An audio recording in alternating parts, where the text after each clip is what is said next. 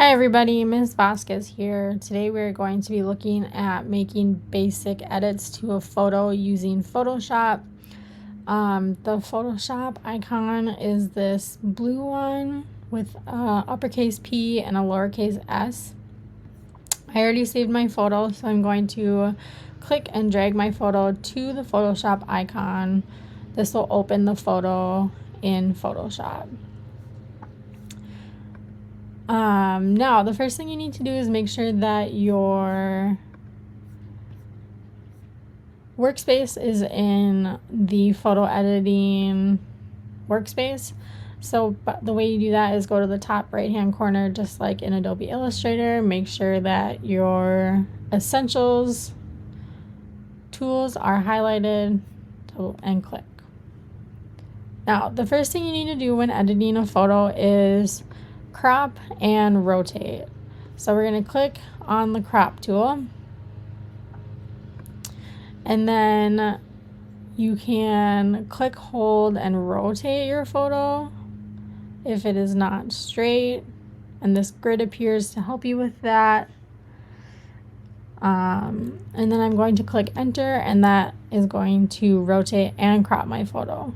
If you are just wanting to crop your photo, you can click the crop tool and crop it as needed. I'm going to rotate it back because I thought it was a little bit more straight this way. I don't like that.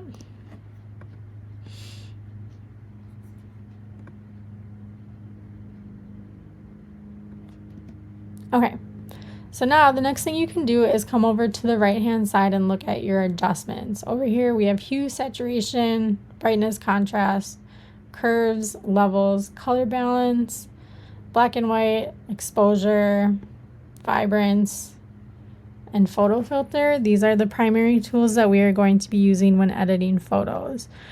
Now, brightness and contrast is exactly what it is. You can turn up the brightness, turn down the brightness. I'm just going to leave it because I think the brightness looks good. Contrasts are going to be adjusting your blacks and how bright your colors are. I'm actually going to turn the contrast down on this photo. Now I'm going to go back to adjustments, brightness and curves. Oops, we just did brightness and contrast. I'm going to go to curves. Now if you scroll down a little bit, this is going to be adjusting your blacks. This little guy will be adjusting your whites. I'm going to adjust the whites a little bit, make them a little bit brighter. Okay, go back to adjustments. Levels does the same thing. It's just a different way of doing it. The thing that I like about levels is you can auto correct. So if you click auto, it'll just automatically make those adjustments for you instead of going in and manually adjusting them. Color balance, you're going to be adding whatever color you turn up. So I'm going to be adding green if I adjust the green, so on and so forth. Going back to adjustments, you can play around with all of these. I'm going to choose photo filter. Now with photo filter, it's exactly what it is. It's just a filter that you're adding, but it's an overlay of color. So I'm going to try one of the cooling filters to see what that does. That makes my photo very blue. I don't like that. Try sepia. That looks good. So I'm going to leave everything where it's at. Otherwise you can adjust to make that filter more dense.